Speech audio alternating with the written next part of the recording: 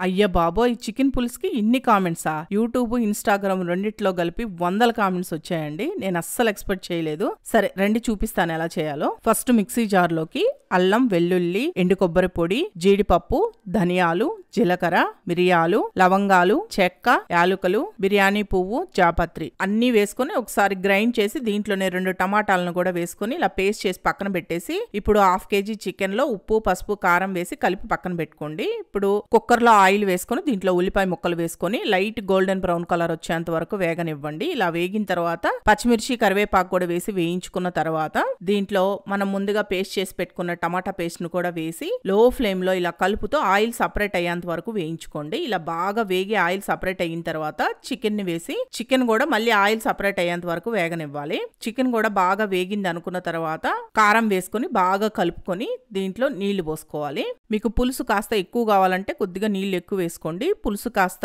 చిక్కగా ఉండాలంటే నీళ్లు కొంచెం తగ్గించి పోసుకోండి. దీంట్లోనే మీరు రుచికి సరిపడా సాల్ట్ కూడా వేసి ఒకసారి కలిపిన తర్వాత కొద్దిగా కసూరి మేతిని ఇలా నలిపి వేసుకొని మూత పెట్టేసి మీడియం ఫ్లేమ్ లో 2 లేదా 3 విజిల్స్ రానివ్వండి. లాస్ట్ గా సన్నగా తరిగిన కొత్తిమీర చల్లుకొని బాగా కలుపుకుంటే చికెన్ పులుసు రెడీ. కొంతమంది చికెన్ పులుసు అంటే దీంట్లో చింతపండు పులుసు వేస్తారా అని అడిగారండి. కాదండి, ఇలా చేసుకుంటాము మేము. దీన్ని చికెన్ పులుసు అంటాము. ఇది రాగి సంగటి, వడలు, పూరి, చపాతి, దోశ ఎందులోకైనా చాలా బాగుంటుంది. పోయిన సండే గారెల్లోకి చేశాను, ఈ సండే పూరీలోకి చేశాను. మీరు కూడా చేసుకోండి.